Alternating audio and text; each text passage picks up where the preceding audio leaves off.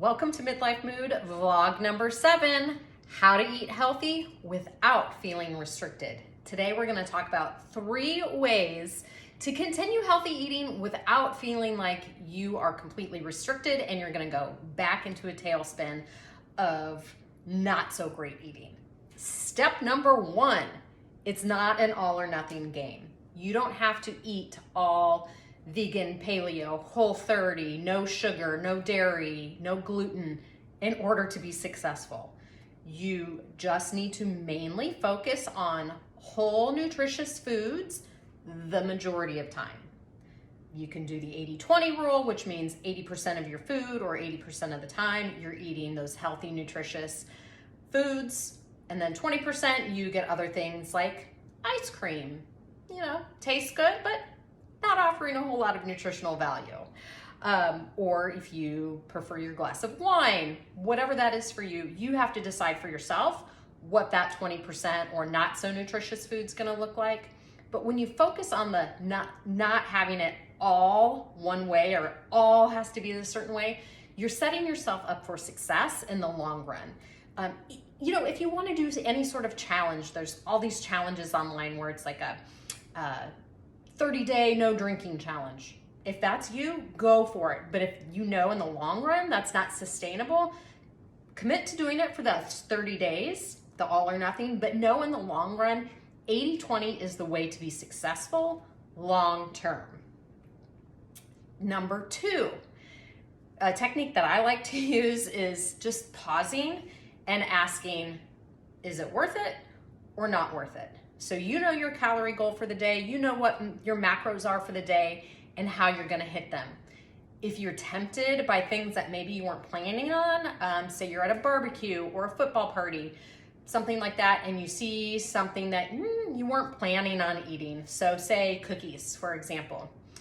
Is it a cookie that was made by your grandma with her homemade recipe that you never get to try?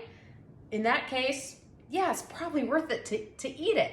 But if it's somebody went to Sam's Club or the local grocery store and bought pre-made cookies that are they're mediocre, you can get them anytime, no big deal, probably not worth it. That's your decision. I'm not gonna make those decisions for you, but it's just one thought process that you can implement to decide what's gonna fit in that 20%. Worth it, not worth it.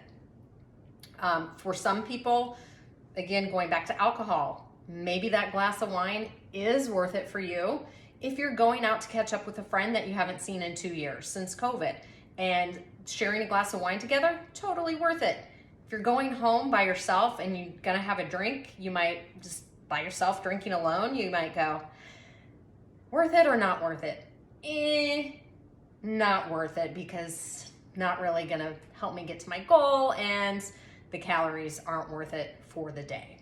So if you can apply that to everyday type of thinking, for me, I know it's like going through the airport is a big worth it or not worth it thing for me. That's why I always pack my own snacks, but that smell, you're gonna think of it every time you go now, but that Auntie Annie's pretzel smell, I'm like, like I just, that smell is so good, but I know that if I get the pretzel and I eat it, it's not gonna be worth it because it's just not that good.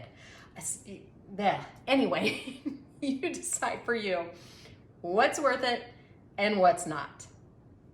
The last step is to pre-log or pre-plan for those things that are worth it and you're not willing to give up. So for my friends who like to drink, if you know you're gonna drink every Friday night, put it in on Monday, put it in on Tuesday, put it in MyFitnessPal so you know it's there and it's accounted for your total weekly calories. If you're counting macros, it's gonna go towards your carbs or your fat. You just have to pre-populate that with those specific macros. For me, love my ice creams. We have Sunday at our house. I know every Sunday, pretty much, I'm going to have a small blizzard from Dairy Queen. So I can put that in Monday morning for Sunday, or I can put it in on Friday, Saturday. The point is you plan ahead, so it's already put in for your calorie goal for the week, your macro goal for the week, so that you can plan around that. Being on a diet means restricting, and then you just want it because it's been restricted. But if you know you can have it and there's unlimited supply of it, you can have it whenever you want. Say you love chocolate, Hershey Kisses. Maybe you need a Hershey Kiss every day. Okay, maybe you need 5 Hershey Kisses. Great, go in and plug it in every single day so that you know you can count on those calories going towards that thing you're not willing to give up. So it really is super easy to be in a calorie deficit without feeling completely restricted. I hope that you found those tips helpful. If you have something that you do on your own that you think others might benefit from, comment below, let me know, and I'll share it with the group.